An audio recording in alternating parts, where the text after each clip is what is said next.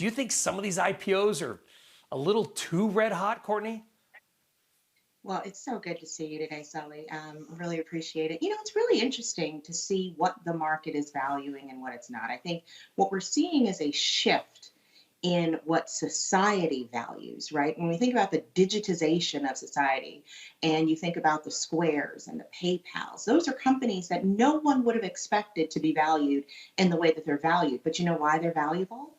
Because they're bringing you something new and unique in a streamlined and effective way to do what you've always done better. When you think about an Airbnb, yes, what they've done, however, is say, hey, Kourtney, you have a house, you have a pretty decent house. If you want to go live somewhere else for a while and rent that house out to someone else that values it, you can get rich doing that just like the Hilton family can. So I think that's incredibly important. And I think Airbnb did a fantastic job with building that business. And let's not forget, they didn't just wake up one day. This company's been around for a very, very long time, and they've worked at this model. When you think about an Uber, right? People thought that Uber was going to disappear. Uber has built over time an incredible business and really morphed with what society has valued strategically, and the market's rewarding them for that value. Yeah.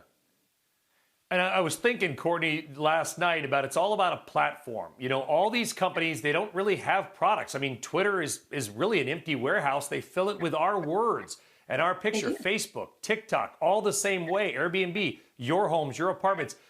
If there isn't, there probably is one. If there isn't one, we should start an ETF. It's just platform companies. They own as little as possible, but they build a platform that scales incredibly. If there's not one, let's do it, Kourtney, you and I. Well, we should, absolutely. And I'll talk to you about something I'm doing. But by the same token, right, Ryan, and I don't want this to be lost upon people, right? When you think about Twitter, Instagram, Facebook, some of these social media platforms, YouTube, what it has allowed is the everyday person to become a millionaire. Right. And those are probably things that people would have never been able to do. Right. So when I talk about the Hilton family, which I'm not knocking how they made money, but what it also allows to happen is the Sullivan family or the Gibson family, if people want to watch what we do or watch our kids open presents, to make $30 million in a year, which is unheard of. So I think these companies are not just taking our words and monetizing it themselves by selling ads and the like. It's allowing other people to take advantage of the American dream. And I hate to sound all, euphoric about it and whatever, but it's true. It really is granting people access that they otherwise would not have had. This morning, I was watching a comedian on Instagram who I think is amazing, and he has 500,000 followers, and advertisers are going to pay him to do things, which I think is awesome. Yeah, and by the way, no one's paid me $30 million to dance. I can assure you on video.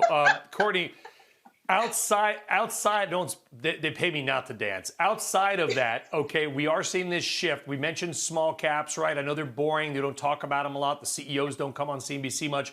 They've been killing it. They're on their longest win streak in almost 2 years. Are you a believer in the small cap story? I'm a believer in good companies, solid management teams that are focused on building wealth for their shareholders and following what their constituents and their stakeholders want them to do. And so whether that's a Kevin Johnson at Starbucks that we talk about all the time, or it's a small cap company that one's never heard of that sells parts into the Apple iPhones, I am into, and I think that the more we see breadth in this market, the better society will be. As small caps do come back, what it's saying is that smaller companies can grow. Maybe they get acquired. Maybe they turn into the next large cap stock, right? Mm-hmm. But ultimately, it's businesses that are growing and building, and that's the backbone of America at this point, and candidly, the world. Shepard Smith here. Thanks for watching CNBC on YouTube.